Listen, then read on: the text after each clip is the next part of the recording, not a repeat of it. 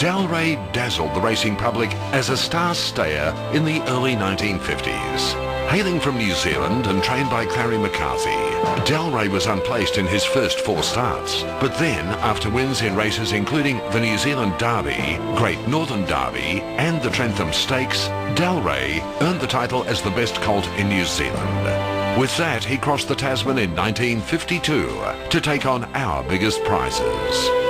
For years, the reputation of Dalray was handicapped because the racing press of its day had a bit of a vendetta against its owner, the big betting New Zealander, Cyril Neville. And I understand Cyril called the horse Dalray after his 2 sons, Dallas and Ray. I think Dalray is the only top weight to have won a Melbourne Cup who hasn't yet got into the Hall of Fame. So welcome to him. What a top weight. He's 61 kilograms. That's what 9 stone 8 pounds was. It's never been equalled or beaten since.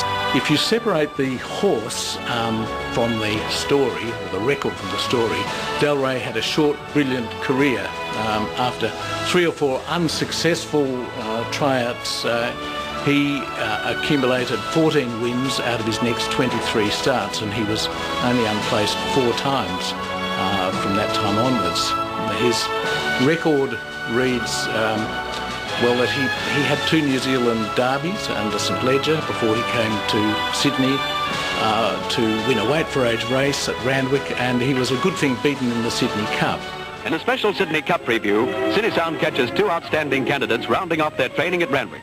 There's Dalray, New Zealand champion and winner of £15,000 in stake money. He's the first horse to win both North and South Island Cups.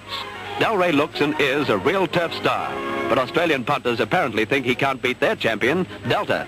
So it was then that Dalray and his Sydney Cup performance got the handicapper, Melbourne Cup handicapper, to allot him 9 stone 6 in the big race in Melbourne. But watch Dalray with white bandages finishing like a shot out of a gun. It's a battle royal between the New Zealand topweight and the 200-to-1 shot Welkin Son. Although Williamson has to check him, champion Dalray's just too good. Look at the hoops of Reform, flying into 3rd place.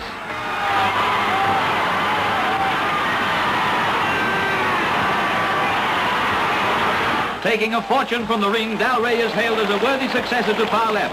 And Williamson looks unconcerned over his first Melbourne Cup win. More controversy followed Dalray's success in the 1953 campaign.